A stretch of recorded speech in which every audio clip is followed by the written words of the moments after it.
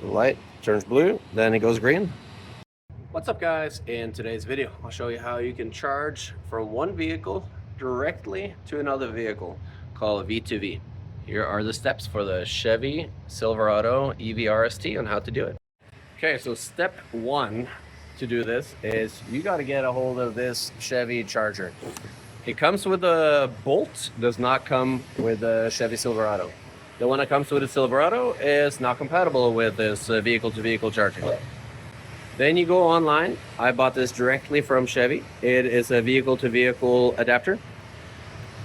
Go here, unplug that one.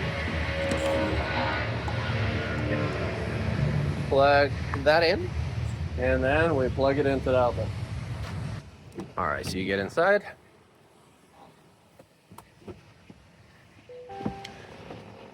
You go over here, go to power base, use power, and you double click this one.